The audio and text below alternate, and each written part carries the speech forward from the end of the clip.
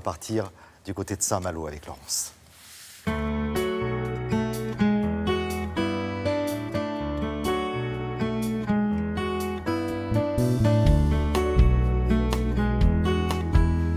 Sentez-moi ça. Alors, Ah oui, on est où petite là? merveille. Alors là, ça y est, nous sommes en Bretagne, nous sommes à Saint-Malo, car je viens de vous le dire, Laurence Dorlac se promène un peu partout en France. Ouais. Et là, vous avez fait une halte cosmétique Oui. à Saint-Malo, Dans la ville des Corsaires. Ouais, made in Bretagne. Oui, on pourrait dire ça effectivement, mais d'une Bretagne aussi plus simplement. C'est une aventure vraiment formidable, toute jeune, hein, à peine une année d'existence, qui commence et qui se résume en quelques gels douche. 5 gels douche, mais attention, pas n'importe quoi comme gel douche. Énormément d'ingrédients choisis qui sont de très grande qualité. Donc il est très suave, il est très doux, il est bon. Ça, d'accord, pourquoi pas, c'était intelligent. Mais ce qui est dingue, c'est le parfumage. L'idée de Stéphanie Seznec, ça a été de vraiment mettre la Bretagne en bouteille. Alors, comment faire? Elle est allée voir localement les meilleurs producteurs d'huiles essentielles, les meilleurs extracteurs qui pouvaient fournir les algues aussi intéressantes. Et elle a travaillé pour concentrer, pour créer une pyramide olfactive absolument extraordinaire qui permet vraiment d'obtenir, voilà, c'est peut-être le seul truc qui manque à la télévision, c'est l'odeur. Et ben cette ambiance marine, il y a 5 paysages de Bretagne qui sont restitués. Regardez.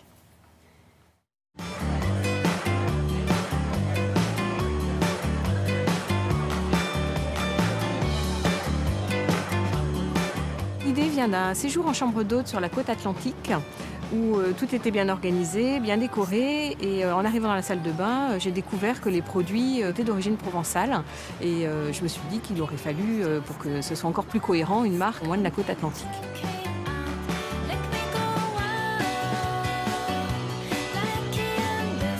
Je suis chimiste de formation et par mes expériences professionnelles diverses, c'était assez cohérent pour moi de créer une marque de cosmétiques d'origine bretonne.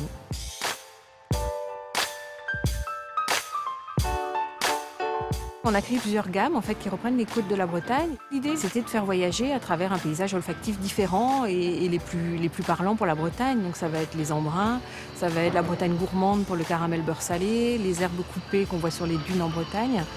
Le granit, la rose pour la côte de Granit Rose par exemple. On a choisi de faire des parfums uniquement avec des notes naturelles, donc on n'a pas du tout de parfum de synthèse dans nos produits. Les produits sont certifiés EcoCert et Cosme Bio, et donc à l'utilisation ils sont beaucoup plus doux et beaucoup moins agressifs qu'un gel douche traditionnel.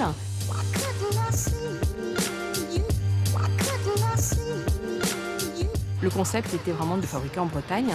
Les produits sont fabriqués à Brest.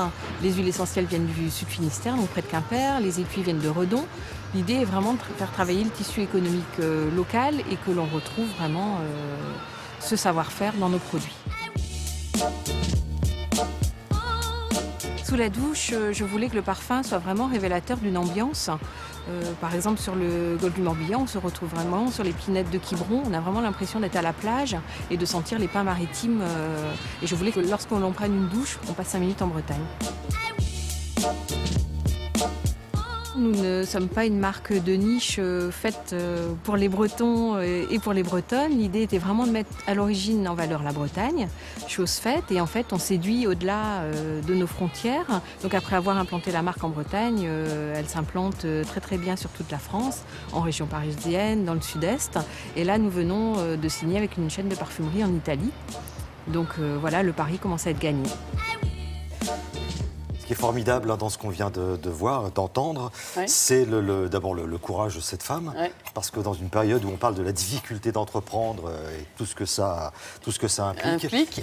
Elles se battent, toutes ces jeunes femmes, vous allez voir que dans ce Tour de France, ce sont beaucoup des femmes qui sont concernées, des petites équipes et qui relèvent de, vous savez, ce que les économistes appellent le local spirit, jouer à fond l'esprit local, s'embêter la vie à aller chercher seulement à quelques kilomètres un façonnier, un artisan cirier, encore une fois un producteur d'huile essentielle, etc. Et pour obtenir de très jolies petites choses et pas dans des prix extraordinairement hauts. Franchement, là, il y a un rapport de prix, on est autour d'une vingtaine d'euros qui est extraordinaire. Et puis une qualité. Dans cette histoire de parfumage, il faut que la note parfumée dure extrêmement longtemps.